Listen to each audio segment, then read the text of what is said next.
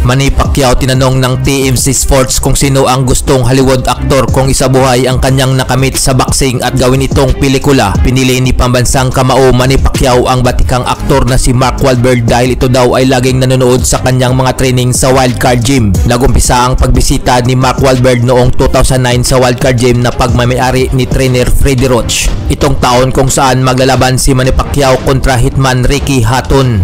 Sa pagbisita ng aktor ay na mga ito at nagbigay ng opinyon kay 8th Division World Champion Manny Pacquiao. Ayon kay Wahlberg ay isang pound for pound based at greatest fighter of all time si Pacman, sobrang bilis at sobrang lakas daw ito. Dahil sa sobrang idolo ni Wahlberg kay Pacquiao ay lagi na itong pumupunta sa Wildcard Gym kung may laban ang pambansang kamao Manny Pacquiao.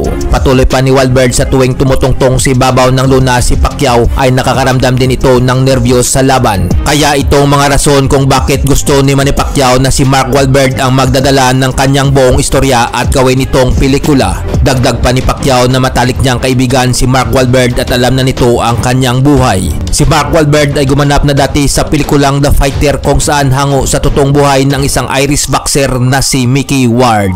Sa ibang balita, undisputed super middleweight champion Canelo Alvarez sinabi sa kanyang interview na magandang laban ang mapapanood sa pagitan ni 8th Division World Champion Manny Pacquiao kontra WBC Welterweight King Champion Mario Barrios. Ayon kay Canelo Alvarez, pag si pambansang kamao Manny Pacquiao lumaban sa ibabaw ng ring ay bigay lahat at exciting panoorin ng isang legend. Wala daw laban si Pacman na boring at lahat ito ay firework. Si Alvarez at Pacquiao ay matalik na magkaibigan kung saan tinuruan dati ng Mexican superstars ang anak nito na si Jimwell Pacquiao. May paparating na laban din si Canelo Alvarez kontra 4th Division World Champion at undisputed King Terence Crawford sa buwan ng September. Isa ito sa pinakamalaking laban sa taong 2025, ang laban ng Crawford versus Alvarez.